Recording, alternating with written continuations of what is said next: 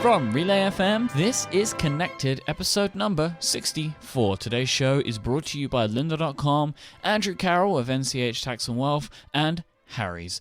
My name is Mike Hurley, and I'm joined by the man of whom I have touched the face, Mr. Federico Viticci. Oh, hey, Mike.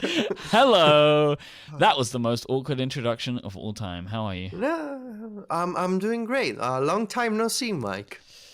Not really, if anything. So we're going to talk about this a little later on in the show, but me and Federico have now met in person. Yes. Which happened yesterday as we record this, which was a very, very beautiful thing. And we're going to get to that. We should also mention, we just completely forgotten about him. Steven's not here today. Oh, yeah, that guy. He's unfortunately, he's a little under the weather right now and has probably the worst thing that can happen to you when you make your living producing audio content. He has lost his voice. So I wasn't too keen on the idea of him just being on the call and just tapping his desk, like to get our attention every now and then.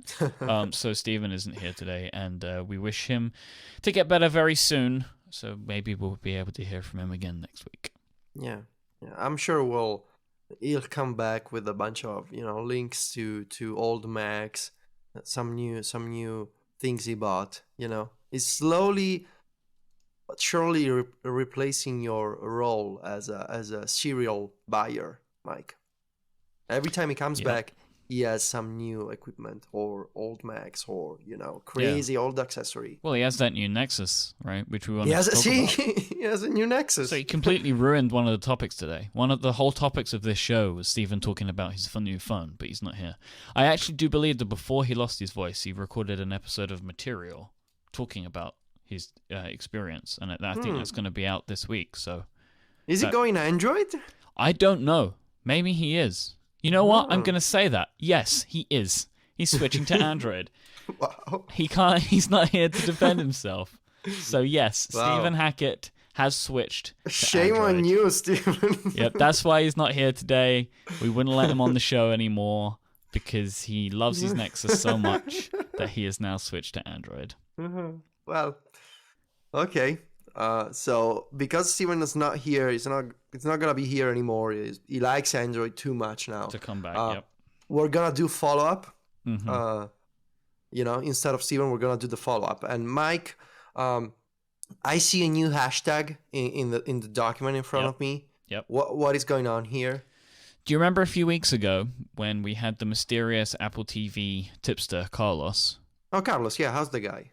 He's good. He's feeling good because Carlos was right. If you remember, what we were talking about was the fact that Carlos told us that you cannot use Siri to control or search or find anything about music on the Apple TV. Yeah, he's crazy. Which is crazy. And we're going to talk about the Apple TV a little later on today, but I wanted to mention it right here that Carlos was right. And I see a lovely post on this website called Mac Stories that Apple made a statement to BuzzFeed that early next year there will be full Siri support for music on the Apple TV, which seemed really, really weird. Yeah, especially because, early next year means anytime from January to April, I think. Yeah. It could be the first 4 months. So yeah, you gotta wait for an update. And it's especially weird where, you're paying for Apple Music, you're a subscriber, and it totally makes sense to have, streaming on the new Apple TV. But nope, for some reason it's not ready yet. And we gotta wait a few more months to get it. Just kind of a disappointment. One of the many issues of this first version of the Apple TV. It's fair to call it a first version. It is a 1.0. It's brand new because it's tvOS, right? That's the difference, right? It's not the box. It's what's on the inside that counts here, and that's what's causing all the problems. Talking about the inside, we were sent this a couple of tweets about this. There is a teletext app. Obviously. For the Apple TV. And it's quite funny. There is a really, really excellent thread that I will find and put in the show notes of the guy who made this app kind of coming to discover us as a thing. Oh, really? Yeah. It's really great. Like, he's very confused at first. It's very confusing. I can imagine. And then listens to the show and is disappointed because he thought it was going to be a show about teletext. It's like a podcast, an entire show about teletext. Yep. I mean, worse things have happened, I guess. But yeah, it's very fun to watch him. But, so I would love to be able to link to it, but you cannot obviously link to any Apple TV apps. But I guess if you just search teletext in the App Store, you'll be able to find everything that you need about that. But yeah, it was just kind of a beautiful thing to watch this unfold. Look at that, teletext bringing people together. It really does. It really, really does. Amazing piece of technology, still holding up on tvOS. Amazing, absolutely.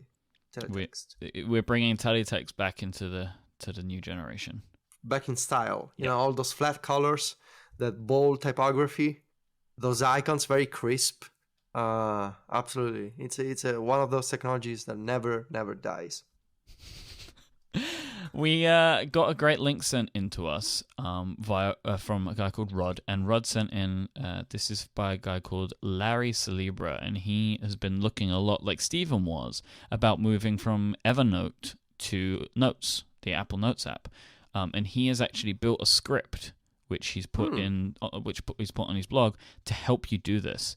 I haven't tried this out, so I cannot speak for it, but I just wanted to put it in the notes because for people that are looking to do a migration like Stephen did, this might be a great way to do that. But make sure you, of course, have a gajillion backups in any way that you can, because I don't know what might happen. Maybe it deletes all of your notes. I hope not, but you never know, right? Yeah. I mean, this is nice. I mean, actually consider this, because obviously no one's gonna make an iOS version of these, scripts as standalone apps. So I may have to use a Mac for these when I eventually decide to move from, I'm still basically keeping Evernote around, not for new notes, not for anything new, just for existing notes, because I don't want to go through the migration process. I'll eventually have to. So this is useful. Thank you, Larry. I will try this, I think. Yeah, I'm wondering whether I'm going to actually do a migration like this, or if I'm just going to start replicating things, right? Because what I have in my Evernote tends to be like travel documents and stuff like that. And when I went to Indianapolis, I just typed a lot of the stuff up and copied and pasted it from emails, right? Because usually what I do is I just forward it. But I actually quite like the idea of having everything just in one note, in just simple plain text. I quite like that, as opposed to trying to dig through PDF versions of emails or whatever. So I don't know. I want to test it a little bit more, but I must say, just as a follow-up on follow-up, I love the Notes app. It's so fantastic. It's perfect for what I need. It's so simple, and it always works well. It does exactly what I need. Yeah, absolutely. And for me, the best feature is it always reconciles changes from multiple devices. Yep. So it does a great job. I don't know how they do as good a job as they do with that, but they really, really do. I completely agree. Yeah. And it's funny, right? Because I remember being when they announced it, I was kind of just whatever. Apple Notes, come on. And I really, really like it. I just wish they would not have a texture background on the. Yeah, it makes sense when you're drawing with a stylus, I guess, and you're the feeling of ink on paper. That's the only instance of the texture making any sort of sense. But I totally agree. This is going to make everybody happy. A guy called Ricky Mondello discovered that something new to Beta 2. You know who the guy is. No. He's the guy who makes Safari. Ricky's one of the Safari engineers. Oh, okay. Well, there you go then. He didn't discover it. He put it in there. Yes, he created it. That's very clever, the way that he tweeted this. Yeah. Right? Yeah. Because it makes it look like something like Steve Troughton Smith, right? I just discovered this thing. All right, then. Yeah. So the guy who made this feature, iOS 9.2 Beta 2, Safari View Controller can now be dismissed using an edge swipe in apps built with the 9.2 SDK. No extra code required. Yes. I cannot believe that he didn't get the idea from this from Tapbots, right? That must have been where the inspiration came from. I guess especially from the positive reaction from people to that feature. Everyone I know on Twitter and that I heard from readers, everyone is loving the new swipe gesture because it's just so much better. It's fantastic. It helps me get out of that view, which otherwise you're stuck on, right? That's the problem. I'm going to give you a detail. It's not just on the iPhone, this new swipe gesture on iOS 9.2, it's also on the iPad. So it's on every device you can now swipe, and you can dismiss Safari View Controller. So this is going to be extra better. I would really like to see them put the done button at the bottom, though. Yeah.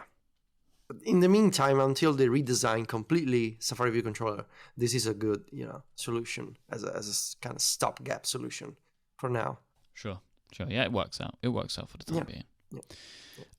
Okay, let's. I think we've actually reached the end of follow-up, and it wasn't too much of a disaster, I don't think. No. I think we kind of got through that okay. Yeah, we didn't die. No one died. Nobody died. I think we're okay. Yeah, it's just a shame that Stephen can never come back. Yeah, well, he's enjoying the Google Play Store right now, probably. He's downloading those pirated apps from the Google servers. That's all he does now. He can't talk to him anymore.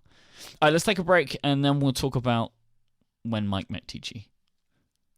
Okay. This episode is brought to you by lynda.com, the online learning platform that has over 3,000 on-demand video courses that are right there to help you strengthen your business, technology, and creative skills. You can get yourself a free 10-day trial and have a lovely taste of these 3,000 on-demand video courses by visiting lynda.com/connected. So let me tell you what lynda.com does and why they would be awesome for you. So lynda.com is a fantastic collection, a real library, a great resource of video training courses that have been created by absolute experts. Every course is created by a person or people or a team of people who are experts in what you need to know. So let's say, for example, you wanted to learn getting things done, right? You want to get things done, right? You are in a time in your life, you're like, I need to be super productive. I want to do a GTD course. Who is the best person to teach you about GTD? Well, what about the creator of it? David Allen. He created the GTD course, which is on lynda.com. They have everything that you're going to need to maybe solve a problem that you have at work, right? So maybe you need to learn how to use Excel to try and get yourself this new report that your boss needs.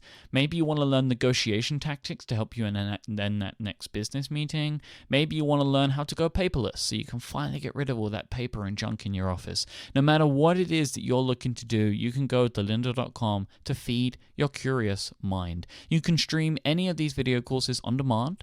You can also watch them and download them to your Android and iOS devices as well. And when you watch them on the web, you can follow along with their great transcripts, and you can also search these transcripts later, and it can take you back to another part in the video just by clicking the words that you're reading, which is really awesome if you just want a refresher of something later on. You can also create and save playlists of their courses so you can watch them in any order that you like. They're all broken down into bite-sized pieces, and they're structured in a way that you can just dip in and dip out of any course, and you can kind of customize your own learning path by mixing and matching different elements of different courses. And once you've done this and you've got a great playlist, you can even share this with friends, colleagues, and team members as well.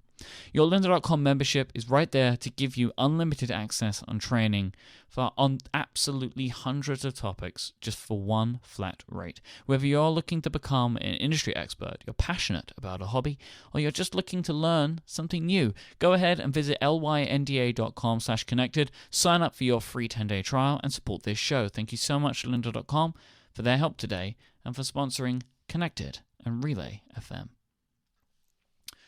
So I'm going to put a tweet in the show notes of a picture that you took of me where I am incredibly excited and shaken a little bit and incredibly emotional because I had just seen you get out of a taxi cab in London, England. It was a very, very beautiful day yesterday. Yes, it was a very beautiful moment and an amazing entire day. So we met for the first time in how long since we've known each other online? 4 years? 3 years? Well, I asked you, so this is part of my presentation at release notes. I found an old DM, and I asked you if you would be willing to do a podcast with me back in 2013. So we've been, and it was early in 2013, so we've been working together for about 2.5 years now. Yeah, so almost 3 years, basically. Yep. And I'm pretty sure I was already listening to your podcasts. So remotely, we've known each other for a long time. And yesterday we met for the first time in your city, in your land, in the land of Britannia. What do you want to discuss, Mike? It was amazing. It was very beautiful. So Federico was here conducting special business. Yes, and it was a special business trip. You were in and out in one day, so we didn't. Yes, we didn't even get to spend as much time as we liked. But there was lots of hugging. We hugged a lot. I kept touching you to ensure that you were real and there. I was real, and you were real. And I looked after you, didn't I? Took you to the plane. Oh yeah. Put you on a train. You used Apple Pay on the tube for the first time. Yep. And I had no idea how Apple Pay worked. It was really fast, really quick. You know, you activated the sensor for me, and I just needed to place the iPhone on the little pad. And it's just amazing. I keep thinking I want to use Apple Pay in Italy, but no announcement yet. What did you think of the tube? It was surely. So 2 thoughts: better organized, and I mean more modern. Like people actually form decent lines. So better organized, more modern than the one in Rome. Cleaner for sure. No weird smells. No. Yeah, the one in Rome, depending on the station. It was rush hour as well, so it was super busy. And so, and the second thought, and this applies to people in London in general, at least from what I saw yesterday. So people are really quiet, and they don't push too much. No, just a little bit. So in Rome, they push a lot, and they're super loud. Especially when you get on the metro, that's what we call it here. And there's always some kind of smell or some kind of argument, and there's people pushing, and there's a lot of a lot of pickpocket. What's his name? Pickpocketers. Pickpockets, yeah. Pickpockets. A lot of people trying to steal your wallet, basically, and your phone. And it was very organized. I keep thinking of organized in London, like people waiting in line, and there's no screaming, no yelling, no people fumbling for their tickets. Like everyone knows that they need to be done at the little, what's the name? The gates. The little gates where you go through to the train. See, this is the thing, right? You were in a business district basically during rush hour on a regular day in the week. So everyone is like super focused. They just want to go home. Yeah. Okay, so like people know what they need to do, and on the whole, like people are quiet. Like there was one point where me and you maybe took a little bit too long at the barrier, and people start you can hear it. So the most you get in the UK is like people like coughing, right? So that's what. But something I forgot to mention, I brought a special guest with me for you to meet yesterday. Yes, I saw CGP Grey, the man, the myth, the legend, the robot. Yep. So he's real, or at least he appears to be real. If he's a robot, he's a very realistic one.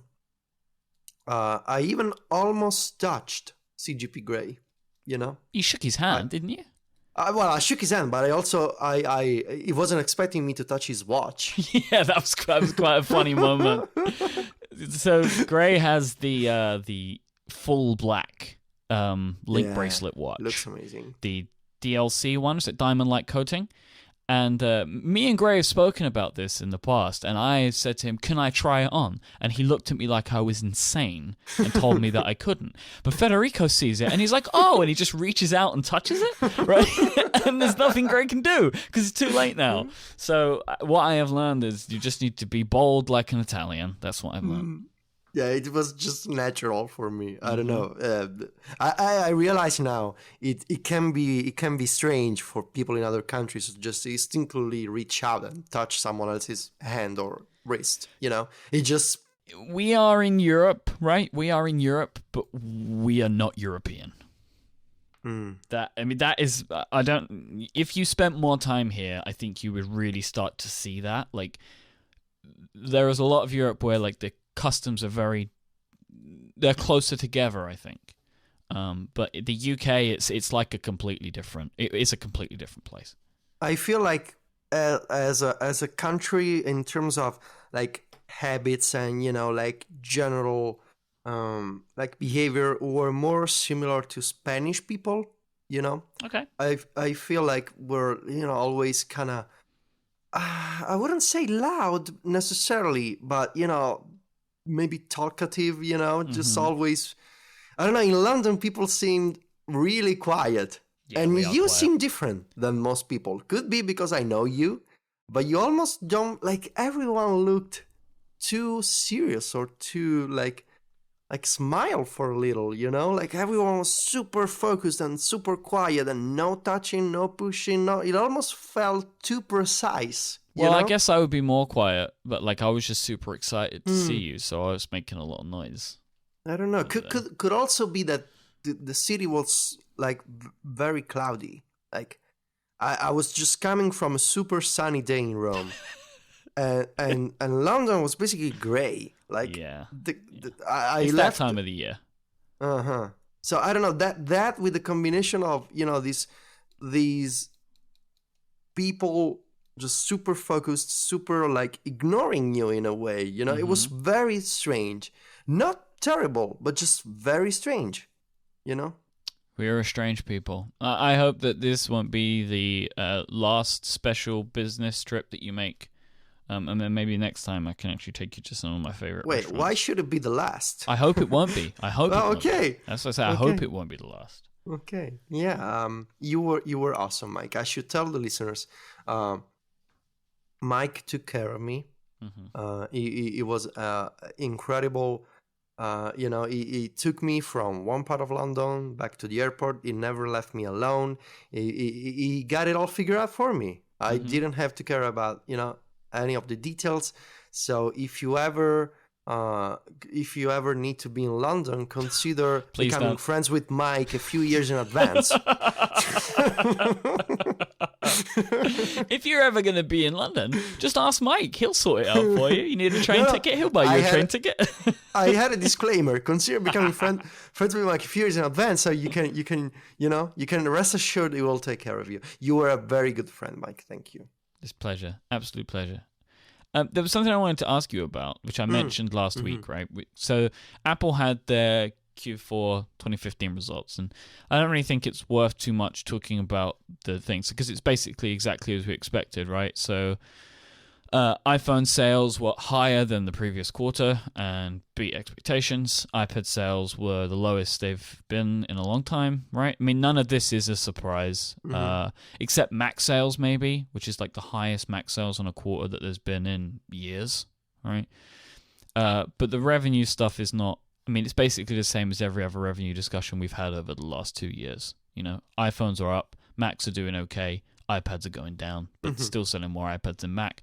But undeniable they're going down. So, which Yeah. is why it goes back to us talking about the idea of the iPad Pro and what Apple are potentially going to be looking at doing there to try and bolster the iPad line to maintain Tim's bullishness.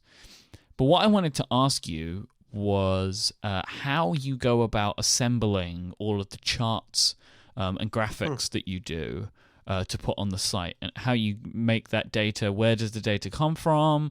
Do you have like documents that you just update every year? Like, how does that part of it come together? Because you put it together really, really fast. Okay, so it's all automated on my end, at least the final part. Um, so the data comes from Apple, of course. Every time they release the actual announcement, the press release, if you look closely, there's a link to what they call the data sum. It's a summary, like a table. It's a PDF document with a breakdown of units and revenue. It used to be more complex to read in the past, but since Apple changed the way they report units and revenue, I think 2 to 3, 4 quarters ago maybe, it's become even easier to read and to find the latest data. So you get from this Apple PDF, you get 2 columns.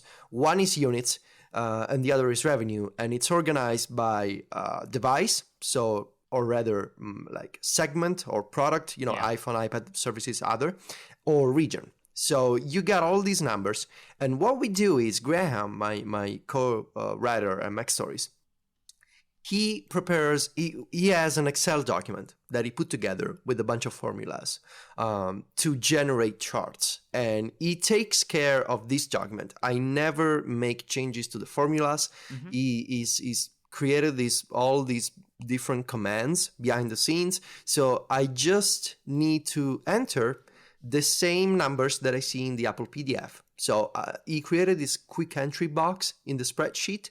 I only need to enter like 10 numbers, and all the charts and the historical data is generated by the Excel formulas that he did. And he actually added what's it called, the moving average chart a few months ago. Now he's considering adding more comparisons in the future. But the thing is, I don't understand anything about Excel. I just know how to enter numbers and how to export images. So he prepares the day before. He takes a look at the Excel document. He makes sure that everything is okay, and he sends it to me. We prepare a draft of the article in advance, so we can just fill in the numbers and post the article before, right after the announcement. Yeah. So we'll look at the expectations from analysts. We'll look at the year ago quarter data. We do all of that beforehand, of course. And when I get the Apple data summary, on my iPad, and now it's even easier because I can do split view. I can see two apps at the same time. So I replicate the numbers from the data sum into the Excel document. Mm-hmm. I double check this quick entry box that I have in the spreadsheet. Mm-hmm. I tap once on an image. So I got another sheet, which is just images. I tap once on a chart and I select copy. And then I have this workflow in the workflow app, which it's basically like 3 actions. It takes the clipboard, so the contents of the clipboard, it gets an image from the clipboard, and it exports the image with iOS extensions. So I copy in Excel, I open workflow, and again, I can put the two apps side by side to speed up the process.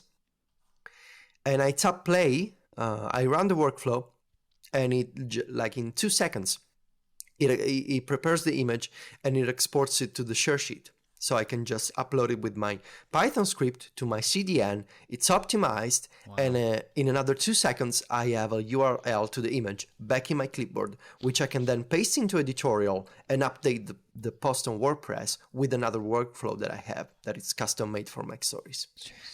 So for just one image, like once I have the spreadsheet with all the images, I can now with these new workflows, I can go through the entire series of images in like 5 minutes at most. That's mind-boggling. I mean, would you ever consider doing a screencast or something at some point? Like, this stuff is just so fascinating. It is fascinating, but it's also very custom made for Mac Stories. Like the Python part, right? Okay. It communicates with Kraken, which is this web service that we use. I remember that. You remember Kraken? Yes, I remember you going many weeks through this process of trying to find an image resizer. So for those following, it works great. We've been using it for almost a year now. Super happy. The API is great. Works with Python. Optimizes images. It's been saving me a lot of money. So for instance, I got this script that goes to Kraken and uploads to my Rackspace CDN container. So it's like, would it be useful to other people? Sure, but that's a very specific need. How many people use Kraken and Rackspace Cloud Files and then need to paste a link into Editorial and use another workflow to update a post on WordPress? I guess it when I tell you how it's done, it's fascinating, but in practice, it's the Python scripts are really ugly because I don't care about clean code. I just want to get the job done. Yeah, no, I get it. So listening to you explain it is what's really fascinating to me. But as you say, you could basically what you'd be doing is recording it for entertainment. Like people can't really get too much out of it because they would have to be writing for Mac Stories, right? Yes, because that's how it works. Yeah. But I mean, it's interesting. I like to hear it because, I mean, if you trace back to the beginnings of this show and to the prompt and back further, just listening to the way that you have optimized all of this stuff it works on an iPad is just so fascinating to me. As I try and personally put more thought into using an iPad more in my daily life, there is just an element of all of this which is really, really interesting to me as to how can I start to leverage the incredible power that some of these applications have to get some of the work done that I need. And it's just something that I'm starting to think about a little bit more. So I'm just becoming more and more interested to hear about some of the bat poop crazy things that you do with your iPad. And it is mad. It really is mad. And like, I hear you do it, and I'm like, could someone do this as quick on a Mac? Like, I don't know. Oh, right? I tried for many years. Believe me. I mean, for some reason, for you, this OS just matches with your way of working, right? That is what this fundamentally is. Like, it really fits with your brain. Because, you look at somebody like Jason, right? So Jason does a very similar thing on 6 Colors, and he's able to put his stuff up real quick, right? So he has obviously worked out a way to do it on the Mac that makes super sense to him. So it's just really interesting to me to see how you're able to do it compared to how other people are able to do it. It's just something that I find quite interesting. Yeah, I spent many weeks trying to optimize to the point where you start wondering, is the time I spend optimizing really worth the effort in the end? And the answer is, for these very daily and recurring tasks, yes, absolutely, because the time that I saved, with these workflows to automate Markdown or image uploading. I mean, for the iOS 9 review, I had more than 200 screenshots. And doing that without my scripts would have been crazy. So yes, I may have wasted, a couple of weeks trying to find the perfect image uploading and optimizing service. But it saved me a lot of money because, images are optimized and my CDM bill is lower. And it saved me a lot of time that I spent reading and rereading again the article. So you got to be careful with the kind of optimizations and kind of how much tweaking do you want to do. Because it can be a rabbit hole, right? You can spend your life optimizing for, this potential future where you always need to be more optimized. So you got to find an area, I guess, where you really see the practical benefits of, scripts and automation. That's how I look at this problem. All right, let me take a break, and I want to talk about one of your favorite applications, Outlook. and what is going on with Outlook and what Microsoft are up to, because it's interesting, to say the least. But first, I want to talk about one of our lovely sponsors, and that is our good friend, Mr. Andrew Carroll of NCH Tax and Wealth. So this is a simple ad about a difficult thing. Taxes. Taxes are a nightmare. Nobody wants to do taxes. Taxes are horrible. It's super difficult to try and understand. Think about me. I have to do taxes in 2 countries. I have to know 2 systems, and it's disgusting as a thing, and I never want to do anything about it. So I need help, and Andrew actually does help me. So trying to understand how to get all of the paperwork set up, how to get all the tax stuff in place, is just something that most people have no idea of how to do. Like, where are you going to learn this? Otherwise, you've just got to put the time in. It's just something that has to be done. You have to deal with it. And when you're trying to just make the thing that you want to make, it can be really easy to just fall into a trap where you're not being efficient enough and you end up paying too much tax, right? Because you're not putting the effort and time into it that you're going to need. So maybe you are a freelancer right now. You're doing some work on the side. Maybe you are fully independent, right? You have your own business, or you have a dream of doing something like this one day and being an independent content creator. This message is for you. Andrew Carroll, CPA of NCH Tax and Wealth, is a big fan of all the great shows at Relay FM and is also our accountant, as I mentioned. So I vouch for him. He knows what he's doing. He's done some great work for us, and he has a solution for all of you. He's written a new ebook. It's called The Freelancer's Guide to Escaping Taxes. It's all about how to understand what you need to do to make sure you're being efficient and effective in how you do with your taxes, and just paying what you need to pay and not ending up being in a situation where you're paying more tax than you should be. Andrew believes that business should be simple, so he's made this free guide for people who just want to learn how to make their freelance tax life that little bit easier. In a nutshell, it simply breaks down how to legally and correctly reduce the taxes that you're paying with step-by-step instructions that anybody can follow. Andrew can also help with almost anything related to business, taxes, or investments. And if you're a freelancer, you should be going to grab this free guide today over at cpaandrew.com/relay. You can also find Andrew on Twitter. He is at cpaandrew. Thank you so much to Andrew Carroll of NCH Tax and Wealth for sponsoring this week's episode of Connected. He's such a great guy. He just had a kid. Congratulations to the Carroll family. Sunrise is becoming a part of Outlook, right? This was announced earlier this week. So Sunrise was a calendar app. Outlook was previously an app called Acompli. Microsoft bought them both and is now starting to roll Sunrise into Outlook. And now they're making a baby. Yes, they're basically making Outlook Junior. And Outlook Junior, unfortunately, kills off his mum, Sunrise. Right? Wow, that's creepy. Is that how this ends up? This is Yes. it, right? This is what they're looking to do. They're looking to roll Sunrise into Outlook and then kill Sunrise. Yes. So tell me what's going on here. Like, is it perfect? Have they put exactly what we need? No, not yet. It's basically the change right now is on paper because the Sunrise that they merged into Outlook is not really Sunrise. I mean, they with the latest update on the App Store, they refreshed the interface of Outlook a little bit, and they apparently got the Sunrise team to redo the interface of Outlook to kind of polish the way the emails are displayed, conversations, the icons are new. There's a bunch of new indicators for events and unread emails. It's more polished, but the calendar section is really the pre-existing Outlook calendar, only a little more refined. But if you were hoping to find all the many great touches of Sunrise, like when you type an event that contains a specific word like meeting or doctor, you get a custom icon next to the event's name, so it helps you visually organize your calendar based on icons.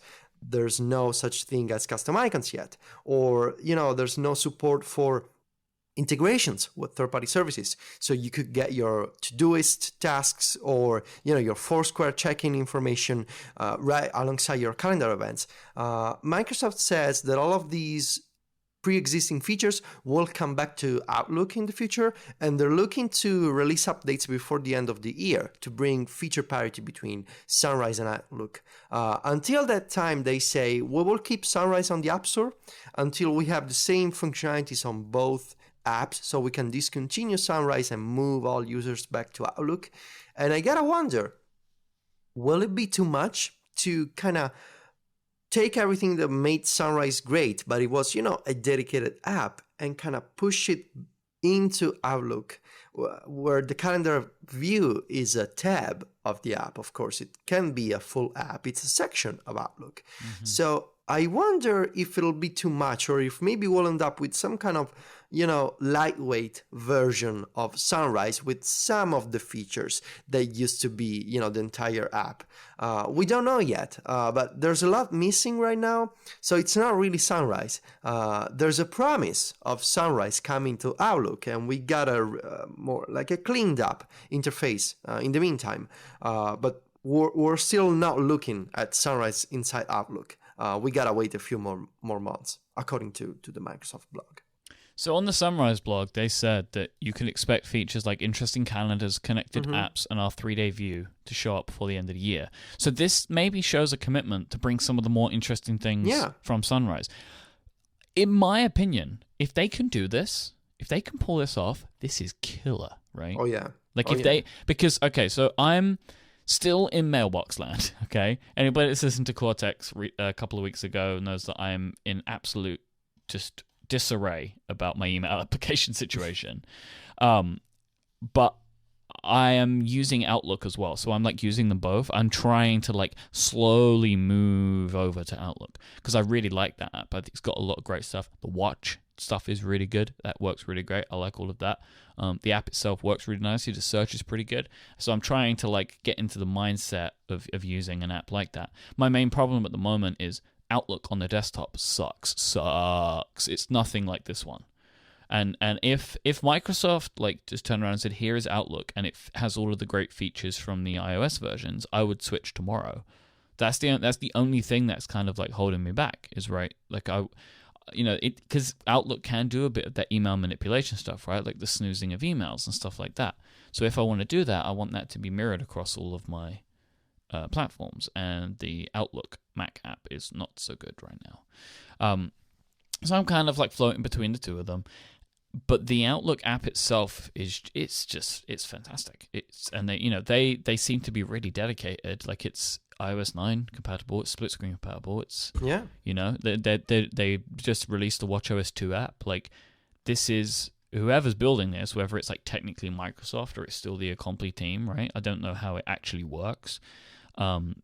It seems like things are going pretty well there. So I guess we can probably hope that it's gonna be okay, right? That they are gonna do what they said they were gonna do. Oh, Is yeah. that fair? They even said they got 30 million active users each month. So, that's a lot of people using Outlook. And I think they made a great choice with acquiring Acompli, because clearly they had some kind of vision for the future of this app. And Microsoft, unlike Google, is being extremely conscious of the fact that they cannot force their own metaphors for functionality and interface from another platform onto iOS. They're being extremely good citizens when it comes to adopting interface, paradigms on iOS, new technologies such as iOS 9, support for bigger iPads, multitasking, WatchOS. They're really doing a good job there. And, the idea of integrations coming to Outlook via Sunrise, it's not only interesting, I think, because of the potential utility in the calendar. So you see, all these other details about external services into, your list of events.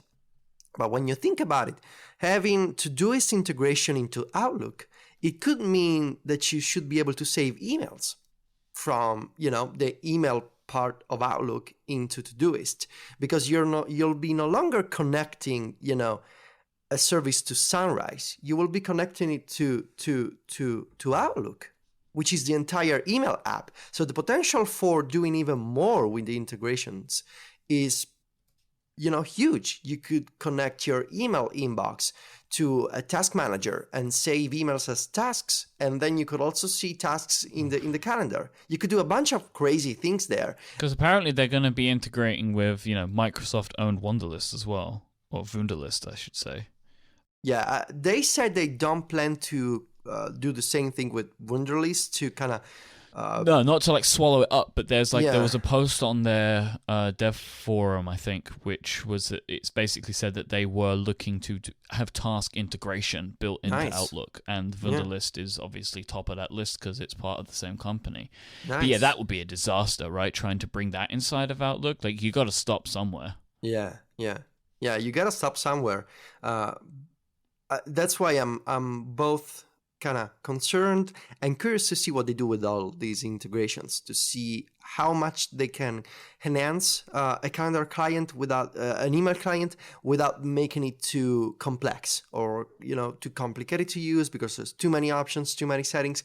It's great, I think, that they're trying to modernize email by looking at all these integrations and trying to be, we wanna embrace all these new iOS technologies. We wanna be a great iOS app, and that's great. But I don't want to see them doing too much, just to say, hey, we got all these features, we got all these options, and now people no longer know how to use the app. So that's always a risk, of course, feature creep. You don't want to do that. So I guess we'll see how it goes before Christmas. They said before the end of the year they want to do updates with Sunrise features, so we'll see how it goes. Yeah, I'm going to keep my eye on this one. I hope that it goes where we hope it will. I mean, there's a lot of potential here to make a real killer productivity app. And Microsoft is still the company that can make that kind of stuff happen, especially now. Yeah. Very exciting. Federico, yesterday when we were embracing for the afternoon, Twitter exploded and turned faves into likes and replaced stars with hearts. How do you feel about this? I don't feel. I mean, whatever, right? It's an icon. It's this, I think people are reading way too much into this. I understand that the fave among some circles of tech nerds it's like an institution, right? It's the fave religion. Like the fave meant this and it meant that. There's the sub fave, and you need to realize that these nerds are the same people who are at the same time they're arguing for the future of Twitter. Twitter needs more people, Twitter needs more friendly, and when Twitter does something that's more friendly and more understandable, they scream in revolt. They're just, oh my god, Twitter is killing us, you know. I just don't understand. You want to save a tweet, now it's a heart instead of a star, whatever, you can still do the same thing. It's just for the common user who doesn't know Twitter, could be more familiar with Facebook. Let's not hide the fact that people know Facebook more than Twitter. If you really want Twitter to be more popular, they tried, with the stars for a few years at this point. So try something new. Could always be good for the business. You gotta make it more approachable for millions of other potential users. And I know that hearts, likes won't save Twitter if the company needs any saving. If they won't bring 200 million new users to Twitter tomorrow morning. But it's, changing a product is a series of many changes, many little changes. And it's easy to be, the kind of armchair critic who knows best what's best for every company in the valley. I think, as usual, with any of these, changes and kind of memes that explode on Twitter, a lot of nerds need to chill and to understand that the world doesn't care too much about faves. And I say this as someone who, over the years, has accrued like thousands upon thousands of faves. I love the fave. I love the star. But if Twitter decides that it needs to try some new things around, like moments, like likes, all these other changes to make sure that more people get to know Twitter more easily, and if the functionality doesn't go away, I'm all for it, And I don't particularly mind having a heart in my Twitter stream. I think we need more hearts, honestly. My feeling about this is it's just a different icon. It acts in the exact same way. Yes. You can put your own feeling onto it. But the thing is, the reason that I think this works is so many other social networks use hearts. Yeah. And I know that, people are saying that Facebook is, they call it likes and they use a thumb and they do that for a reason. But Facebook owned Instagram uses hearts. Vine uses hearts. Periscope uses hearts. Apple Music uses hearts. Exactly. But considering the fact that 3 of the companies that Twitter owns uses hearts for their system like this, it makes, they have, Vine uses hearts, Periscope uses hearts. It makes sense to me that Twitter uses hearts. And it might upset you, right, because you like the stars. But I would say to most people that are upset at this, remember how everybody felt when Twitter instituted the retweet. Mm-hmm. The official retweet. People were really mad about that. Oh, yeah. Like the world was ending, basically. Mm-hmm. I would try not to worry about this. Of all the things Twitter could do, this is not too bad. Yeah. I wanted to see what you thought of it, and you feel pretty much exactly the same as I do, which is good to see. Yeah, I feel like, there's always some tension between so I call it the idealistic nerd who, on paper, is all for change, Mm-hmm. We need to change, we need to evolve, technology needs to embrace more people, and all that, all those ideals. But then when change is upon the idealistic nerd, he tends to kind of hide and be defensive about it and say, no, I don't want change. Why are you changing this? So on paper, you're pushing for, I want more people of all extractions, people who understand other popular networks, other popular pieces of software. I want those people to also understand my software. So beforehand, you say, yeah, we need to be more open. We need to change. We need to explore. And then when you do get the change, it's the end of the world as you know it. And that's just such a peculiar and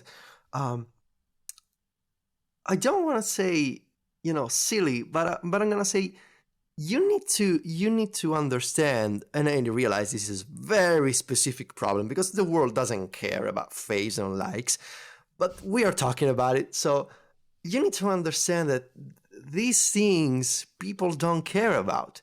But if you change them, if you make the entire package in a bunch of places, so it's an icon there, it's a menu here, if you make all these little changes, they do add up over time.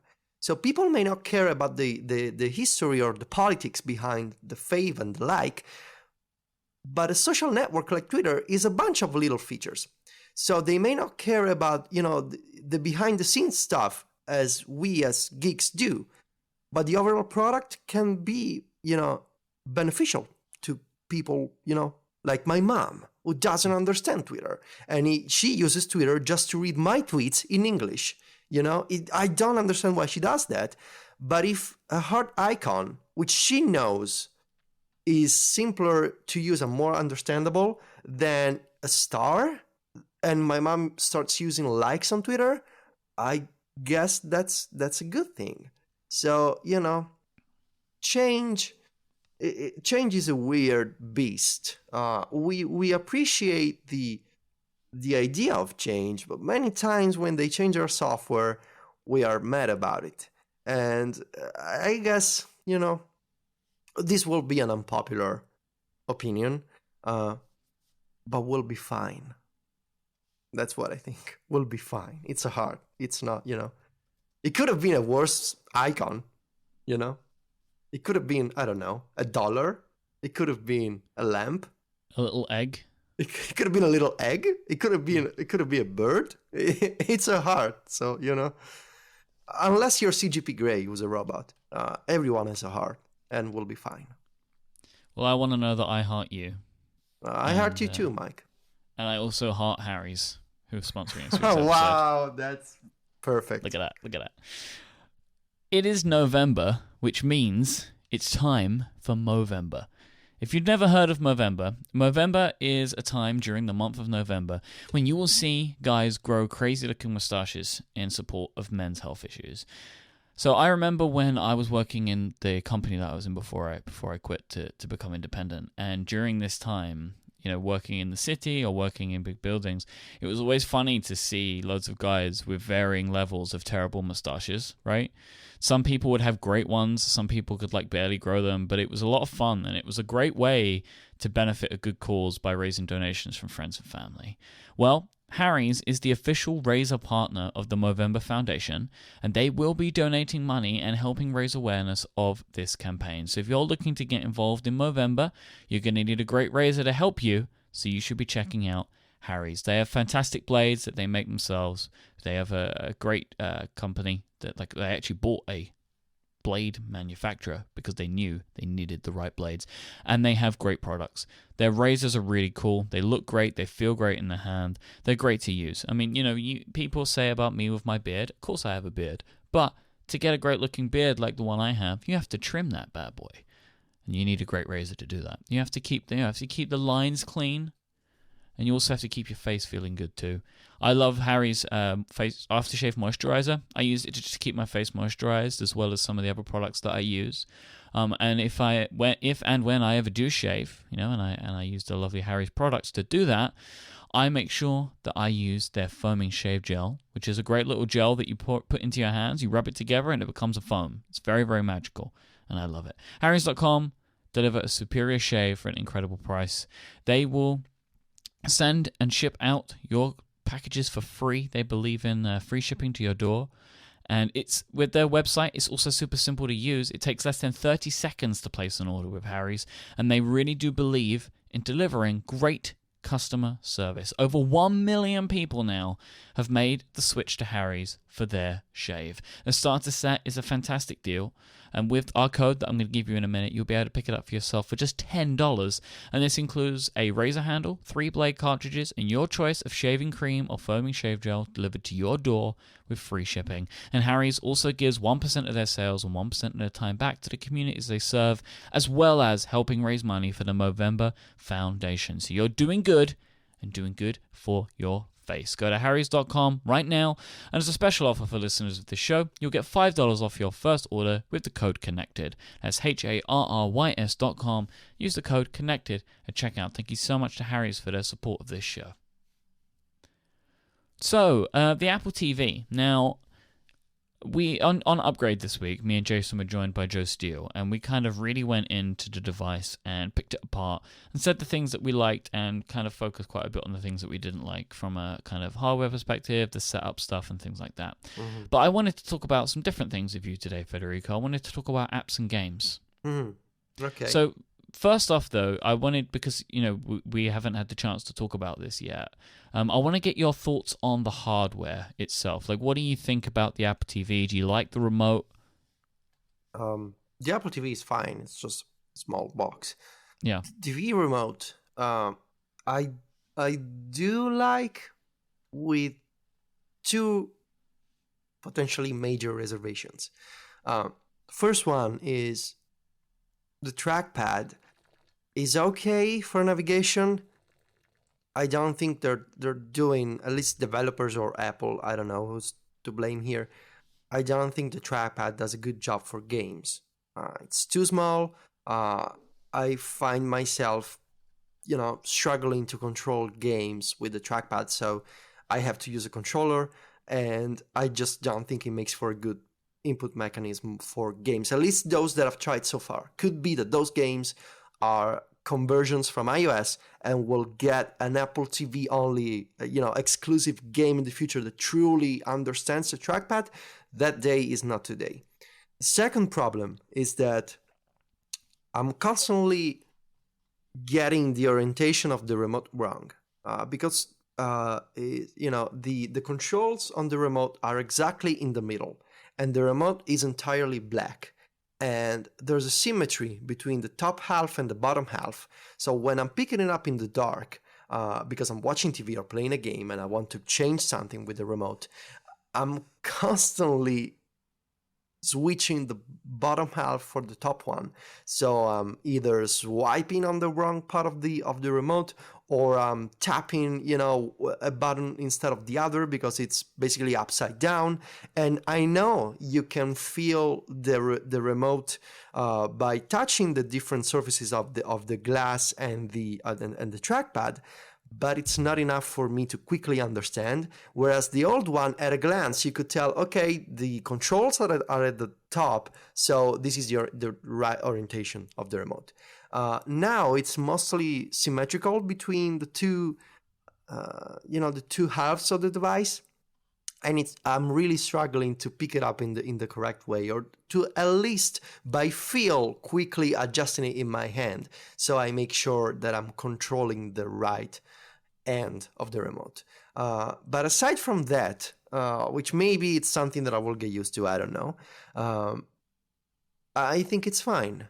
It's a nice upgrade from the previous Apple TV, and I'm not a huge TV, consumer. I don't watch TV. I only watch TV shows and the occasional comedy movie.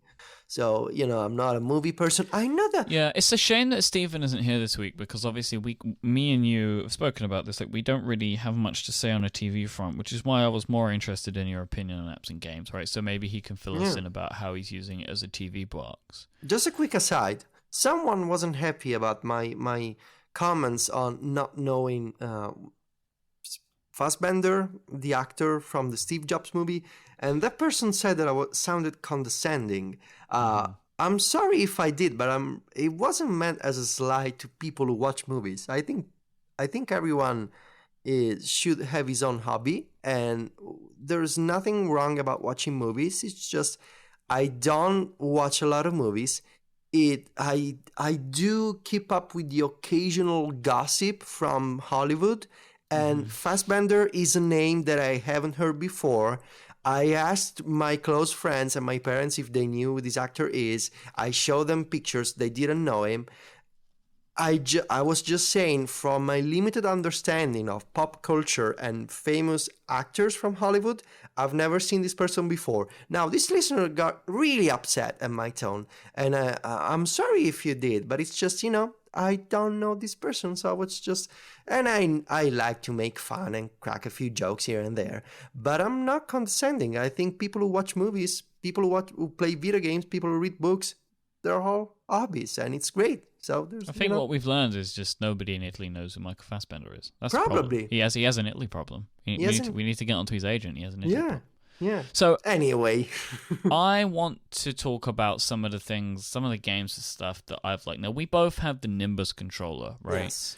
Now I wasn't going to get one of these, but I tried out a few games and I could see some potential in them.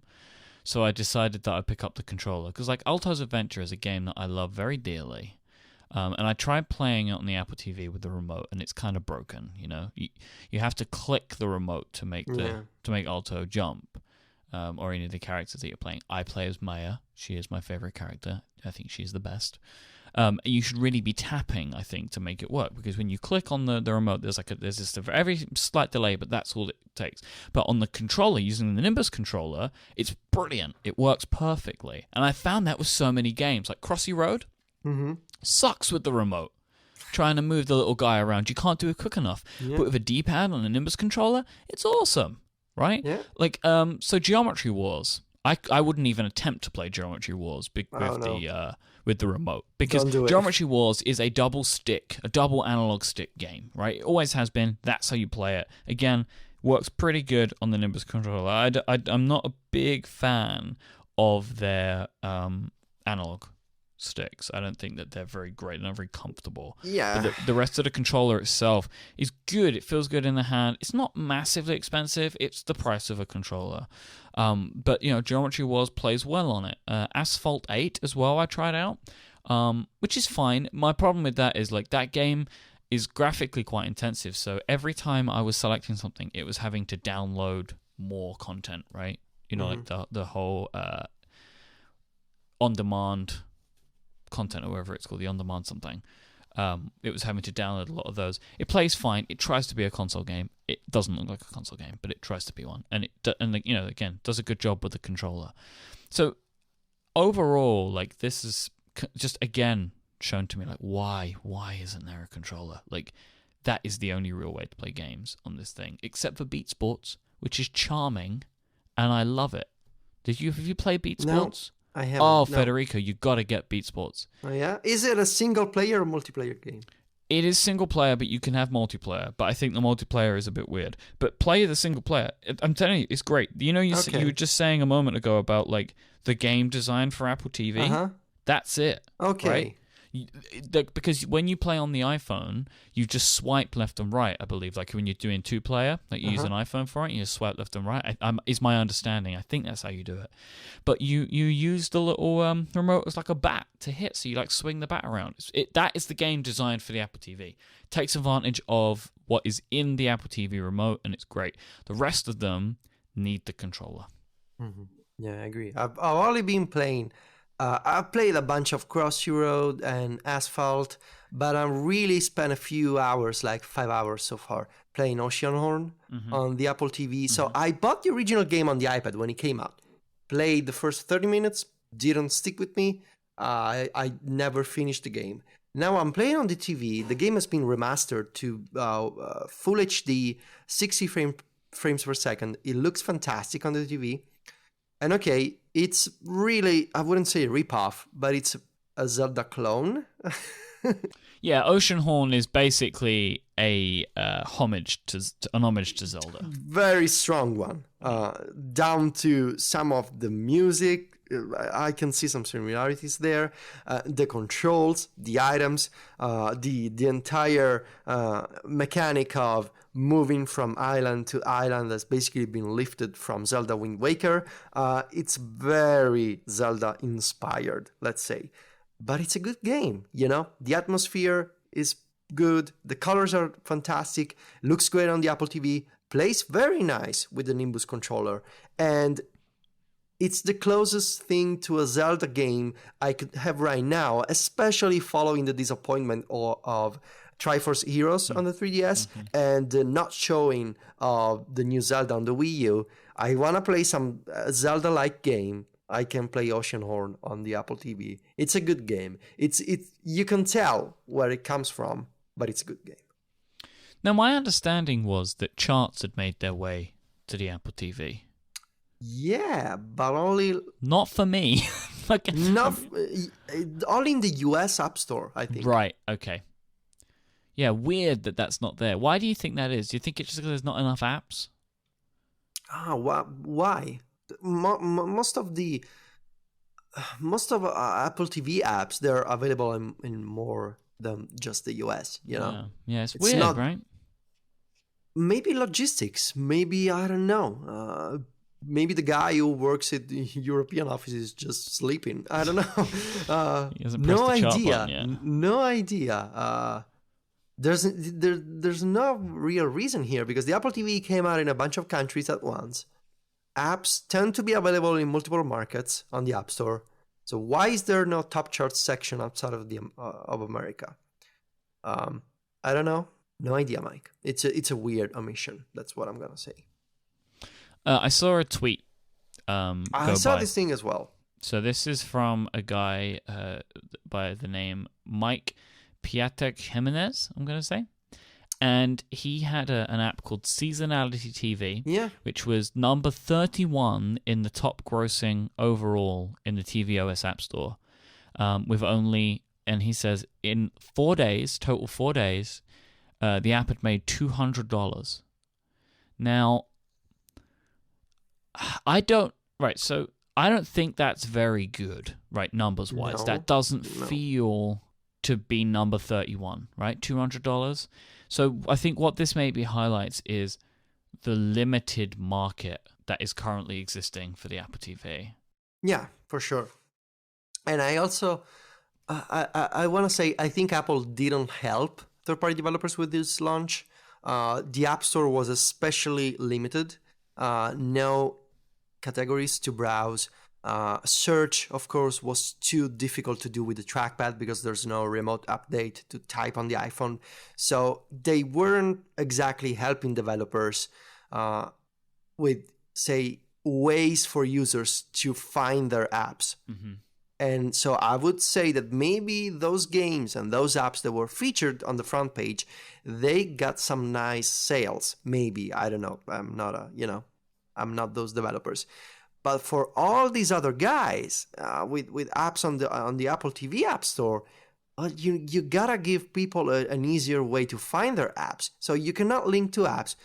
If you want to search for an app, you gotta type the name on the trackpad, which Because is you can't awful. search by Siri for apps either. Can search for Siri using Siri.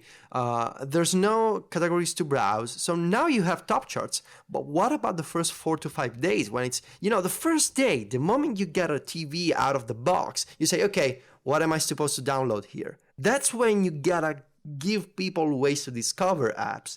So what you got them is a featured page on the App Store. So imagine this.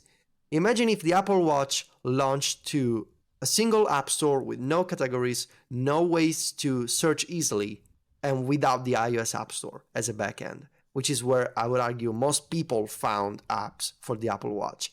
It's really problematic if you're an indie developer and you were hoping to get some kind of promotion or at least visibility, not necessarily to be featured, but to be found. And that's a problem when, It's like, imagine a department store where they just showed you what's in the windows and you couldn't go inside and you had to talk to a guy through a little hole in the window and tell him what you wanted. And he's like, I've got tons of stuff in the stock, in the back here, like if you want something. And you're like, well, what you got? And he's got, well, just tell me a letter and we'll start the search. Right? Like, it's not how it works, man. Like you gotta try and surface it. Like, already there's not a ton of ways for people to discover things in the iOS App Store. Giving people even less places to find things in the Apple TV App Store is not great. I mean, I want it to mirror this, like, so to underscore this point a little bit. I'm looking at the Apple TV App Store right now, and it's the best looking App Store, right? Like those little, the way you can, like, I don't know what you'd call it, but like move the little cards around and see the 3D effects. Like, it's awesome. Like the whole UI is one of my favorite Yes. UI designs that Apple has ever done. It's so clean. I love that all of the artwork, it doesn't got their names anywhere, until you hover over them. And the artwork is nice rectangles, which enable more interest in design. I think all of that is great. But there's just some parts of it that just make it very 1.0. And the problem is, and the reason why, I think people that are being a bit critical of this, I think it's justified when Apple was saying, this is the future of TV, right? This is the best thing ever. So you expect it to be super, super awesome. And there are some really great things about it, right? But I'm just feeling this is a slow burner for me. There is a lot of work that needs to happen from developer side, from Apple side, to really make this the next big platform. I think there's the potential there. There's some really interesting stuff that you can do with this type of technology, and to have something connected to such a big screen. But I think that there is a lot more that needs to be done, and one of the first things that needs to happen is Apple need to make a video game controller, because they need to just put their money where their mouth is with it, right? The Nimbus controller is great, and they're promoting it, awesome. But I think it would make a bigger statement if Apple made one. It doesn't even have to be good; they just got to make one, right? Just to say this is what you do, this is how you make this. I agree. So there's a brand new show on Relay FM today called Under the Radar, and it's by Mark Warman and _David Smith. We are honored to host this show. It's about development. They talk about kind of everything that goes into being a developer, and it's a weekly show, no longer than 30 minutes, which is fantastic. So let's get started. That is the whole thing. No, but that's the whole thing, right? I just need to say it. I can't help it. I need to say it every I have time. lost count of the amount of times I've seen people say, "Let's get started today." So it's riffing on developing perspective, and that's it, right? So it's developing perspective, which was _'s show previously was 15 minutes. So there's two of them now, so it's 30 minutes. So it's basically the merging of developing perspective and build and analyze. So that's the promotion part that I wanted to talk about. But they had a great discussion on their episode that came out today about adapting to the market. And both of them were talking about the fact that right now, neither of them have anything in the store, right? But they both got the dev kits. But the problem that they found was trying to devote the time to make something for another platform, right? So they both have iOS apps, they both have iPad apps, they both have services that need to run, they both have watch apps. So it was to be an independent iOS app developer and to be a fully good one, as you'd say, you have to do a lot of work on a lot of different platforms.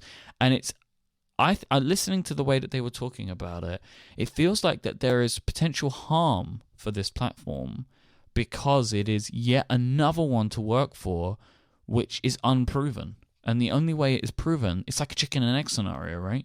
You need the apps to make it a great platform, but to make it, to incentivize people to make the apps, the platform has to be great. Yeah. What do you exactly. think? Do you think that the Apple TV has the potential? Yes, but it needs time, you know, and it needs many updates. Yep. Especially when this potentially strongest advocates for your new device, so people like us, they are annoyed by some very clear limitations that you should have seen coming. You gotta make those people happy first. As people start recommending the product becomes more, understandable by the masses. So search, the remote, you gotta fix these basic things, I think. And with the device that, and especially App Store discovery, I feel like we're repeating the same mistakes over and over. And I would strongly advise developers to consider carefully whether they want to make their apps and games universal downloads on iOS and tvOS or standalone downloads on tvOS. So, do your math, consider your costs for making software for iOS, tvOS.